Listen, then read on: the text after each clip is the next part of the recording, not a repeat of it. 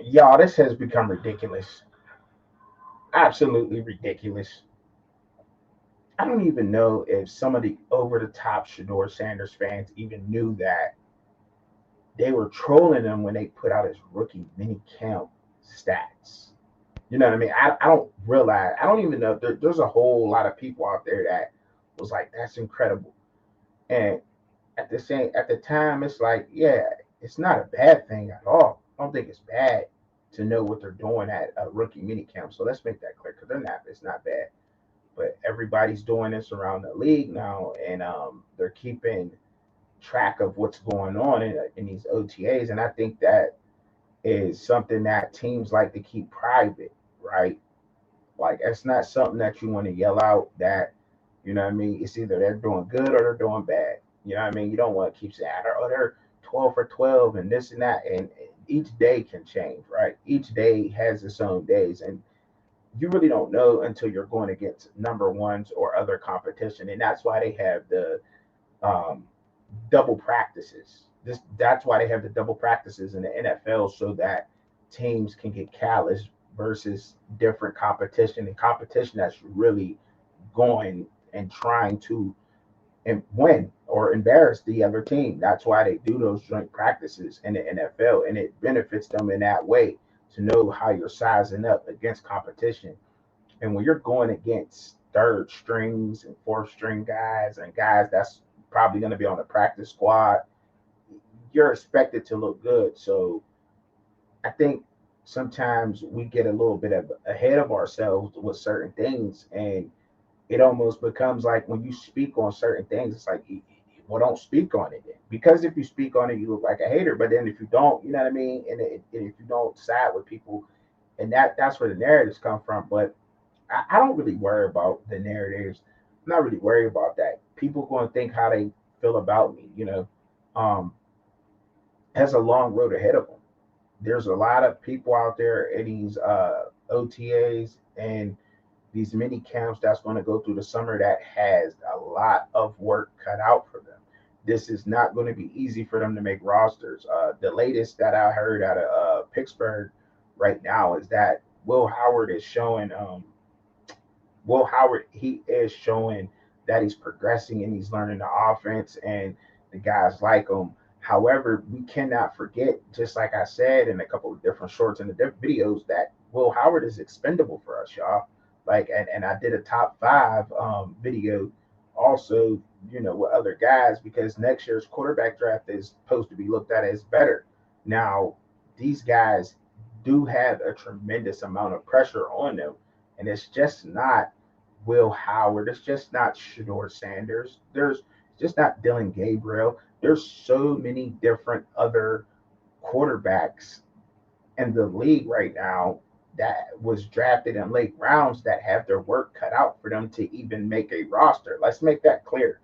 You know, um, because I don't like to just point at Shador Sanders and say Shador Sanders is the only quarterback who has not gotten the reps they desired out of a rookie minicamp because it's not true.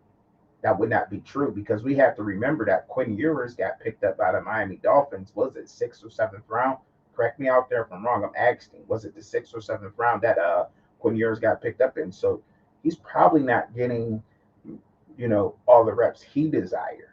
Don't know the exact report, but there's a quarterback for the Jacksonville Jaguars that's going through the same thing. There's a quarterback for the Pittsburgh Steelers going through the same thing. There's a quarterback at every last NFL team that is going through the same exact thing that Shador Sanders is going through. So I want to say to the over the top Shador fans, it's like pump your brakes. It's cool. You know what I mean? He'll we got there's plenty of time for the OTAs to take place. You know what I mean? You still got mini camp. These are voluntary OTAs right now. Then you'll have mandatory OTAs and mini camps, and there's so much that's going on. There's guys that have so much different things going on, whether it be their um, what I want to their endorsement deals that they're taking care of right now. With various different companies, Adidas, Nike, Under Armour, Jordan. You know what I mean? So they have a lot of that stuff going on right now to the point where these are voluntary. And but I also do think that it's very important for some of these guys to be there to try to mold some of these rookies, right? But and then there's guys who's dealing with uh, contract negotiations. Hendrickson from Cincinnati Bengals, T.J. Watt at the Pittsburgh Steelers. These are two of the best pass rushers in the league right now, who teams now have put themselves in a pickle because think about it, like now they have to sign these guys for a lot of money, and they probably could have got them for the cheap if had they taken care of it earlier. And I know, and while I'm on this topic and I'm speaking about this, I might as well just go ahead and just slide right into the conversation. Um, there was reports out about J.J. Watt talking about T.J. Watt not being happy. J.J. Watt never said that T.J. Watt wasn't happy. He was saying that guys are not happy and they feel a sense of disrespect when you handle them like the Bengals are handling Hendrickson. He was the best pass rusher in the league last year, and now the Bengals are playing with his money. And it's like you got to lock that down. You got Joe Burrow, but you need a leader on that defense, Cincinnati. Now, I mean, for me, for being a Pittsburgh Steelers fan, I'm happy about it. I'm like, okay, I'm cool with that. Like, okay, that's fine with me. You could do what you want to do. But now you have more of a problem. Now he's probably not going to show up to the voluntary OTAs, but then when the mandatory OTAs come in or in the mini camps are started, what's going to happen there? And then when he does show up, what JJ Watt was talking about, he's feeling a sense of disrespect. Like I had to go through this. Like I led the league. I've been progressing every year. I'm a impact player on this defense. Now I'm a defensive superstar for this team. I am a key point that the offense is scheming to stop on our defense, and you don't want to pay me this money? Are we serious? And that's just part of being a human being. The work that you put in, like that's it is said that's said, since the beginning of time. That's said by God Himself, Yahweh. You know what I'm saying? Yahweh said that Himself. When a man works, a man deserves to get paid. The work that you put into the amount of work that you put in, you deserve your pay. Fruit of your labor. That's all. That's just what it is. And they're not handling that. So, that's a natural reaction out of a man to get that reaction that now I have to deal with you guys in a certain way now. Now I have to deal with you guys like this. And that's not a good thing. That's not a good thing, and it can lead to other things, So, hey, I'm a Steeler fan at the end of the day, but at the end of the day, I'm also a football fan. So it's like I want to see Henderson get paid. He deserved to get paid. He should have been paid. And same thing with T.J. Watt. T.J. Watt should have been paid. Now, there's been some questions with injury. There's been some, he's been plagued by injury throughout his career, but T.J. Watt has shown that he's going to give us his all the time on a football field. There should be no doubt in anyone's mind when it comes to TJ Watt, and we all see it. So we know the GM, Omar Khan, we know that the owners of the Pittsburgh Steelers, the Rooneys, they know that TJ Watt has given his all for this team. Same thing with Cam Hayward. He's getting up there in age. He's going to start going to 1 and 2 year deals, but those deals for Cam Hayward should be fully guaranteed. When you have a defensive tackle who is leading tackles in a playoff game from the defensive tackle position, he's what 38, 39. He's up there, right? You know what I mean? He deserves to get paid a fully guaranteed contract. The same thing with TJ Watt. Now, you don't have to break the bank with him. You wouldn't have had, but if you wait until Michael Parsons get his deal, and then you wait until Henderson gets signed, now we're gonna have to make TJ Watt he's got to be in the top 5. Period. Point blank. He has to be in the top 5. So how do you structure a deal for TJ Watt? Now, I'm not a mathematical, connoisseur or nothing of that sort. So the only thing I can think of, and I've been caping for this for years, is start giving these guys fully guaranteed contracts when you're talking about them. Because I think, no, it does not make him the highest paid per year athlete. But if you think about it, if you're giving him a fully guaranteed contract, can't you knock some of that money back? I mean, would that work? I mean, that's just something to think about. And I'm asking y'all this too. Like, I want y'all to get involved and get in the comments with this one because I really think that you can and not make somebody the highest paid per year athlete. But at the same time, if you're giving them a fully guaranteed contract deal, you can't, you know what I mean? Well, what you save money there, correct? Can't you could save some money there? Like I can't give you 40 million per year, but what I can do is I can extend you for 3 years, $100 million fully guaranteed. I don't know, and maybe you can save some money there because I mean and that's what they're aiming for, and I think that's what the league is gonna have to start transitioning to, and I'm speculating on this, but I think that's a smart way of doing things because I think it saves them money in the long run. These athletes do put in the time, and it not and let me make this clear. Maybe not every athlete deserves a fully guaranteed contract. But when we're talking about the Hendricksons, the Cam Haywards, the TJ Watts, Miles Garrett, these guys deserve a fully guaranteed contract. They do. A lot, and there's others in the league, but there's so many that you know what I mean that I don't want to start naming because these guys show up week in and week out. What you know what I mean, and when they do miss, they're showing the progress to get back on the field as soon as possible. You know what I mean, and then once they're on the field, they're right back to producing the same amount that they were before the injury. So they're not falling off, and those are the guys that deserve fully guaranteed contracts in the NFL. And that's just something I think owners should really be considering thinking about right now because it really will save you money. Now, Patrick Mahomes, people keep saying, oh, he's not the highest paid quarterback, but he should be. But when you really look at his contract, he had what was it, a $500 million deal, a $500 million deal for what, 10 years? That's a lot of money. And when you break that down, you can break it down in whatever way you want to break that down in. It saved their franchise money, even though that they're one of the wealthiest franchise owners there is. But it was a perfect deal because maybe he doesn't have to be the highest paid per year, but he got a lot of bread coming his way. I can't remember exactly what it was, and I maybe should have came prepared and did my homework. But as you can see, this is speaking on what I know from a fans' point of view. And so when we look at these contracts and these guys like this, like there's so much else that's going on in the football right now. And granted, we're probably not going to see TJ Watt at the OTAs. I would have liked to see. I definitely would have liked to see a DK Metcalf there, but he really doesn't have to show up. He's proven what he can do throughout the league. He's a wide receiver.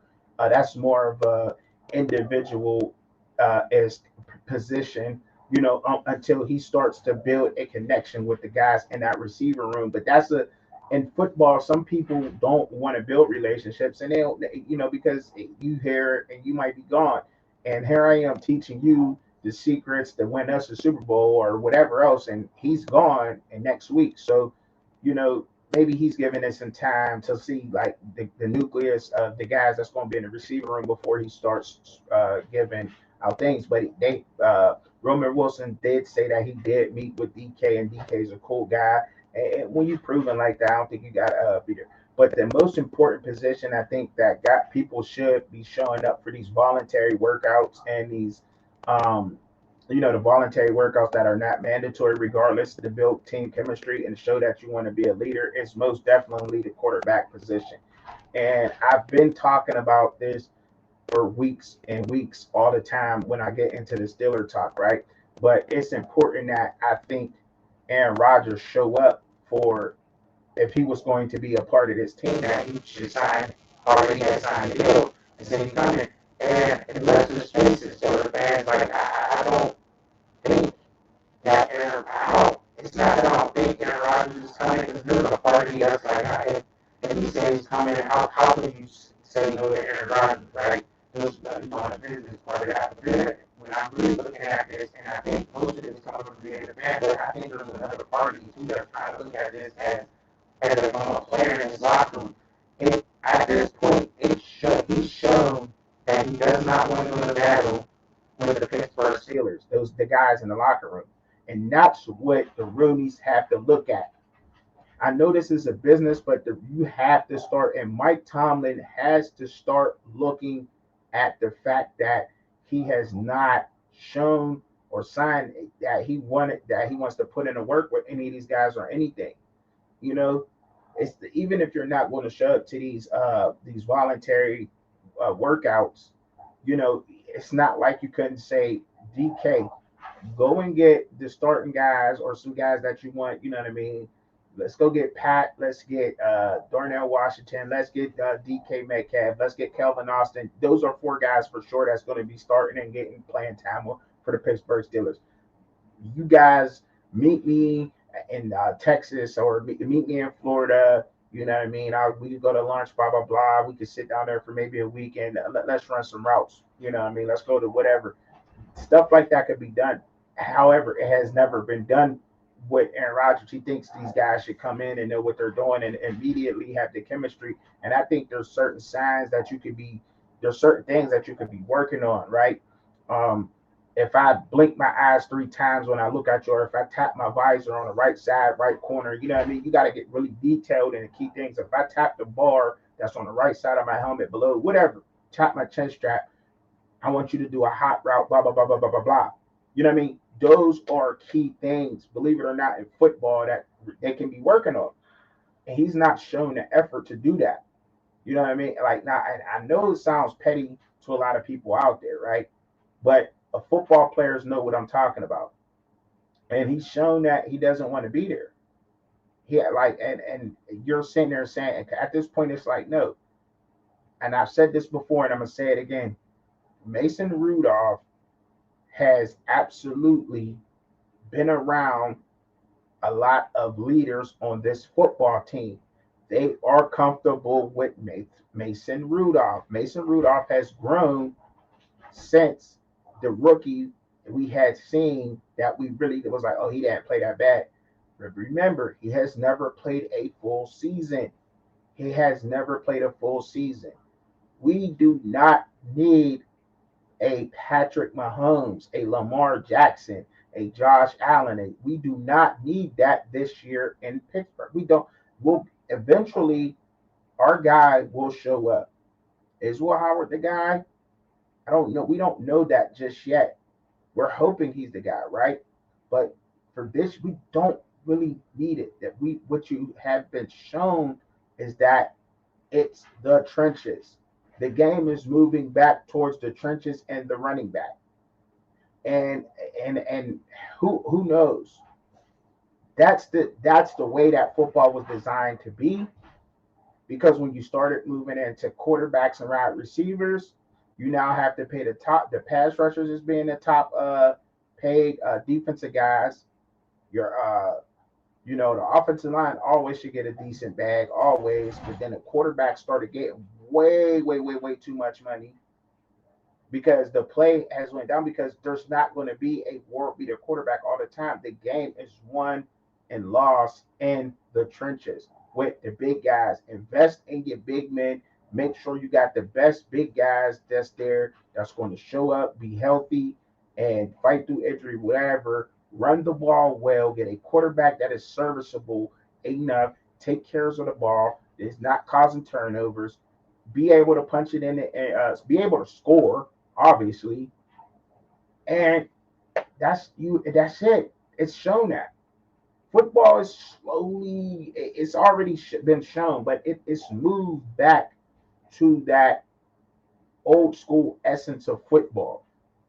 We starting to see that out of teams, and regardless of what y'all want to say or not, if the run game has always been a crucial part of football. Yes, if you build a team to stop the run and you face a team that has speed and that can, spread, you're probably going to lose because your running backs probably, your linebackers probably aren't running 4 4s and 4 5s and 4 3s, you know. But this is the NFL, and you have to have guys, and you can absolutely build rosters to be switching up your defenses and different packages to face certain, okay, this is my pass defense, okay, this is my pass stopping defense, and they have that, and they do have that. But the one thing that is unstoppable when you can build it and when you build it the right way, when you look at teams like Philadelphia, Baltimore Ravens, a run game is crucial. The Rams, a run game is crucial. It just is.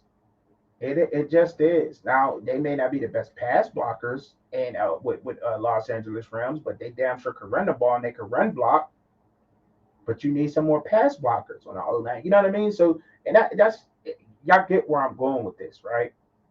And that's all I'm saying. That and I know I got real long winded about the whole situation, but I'm just telling everybody it's just OTAs.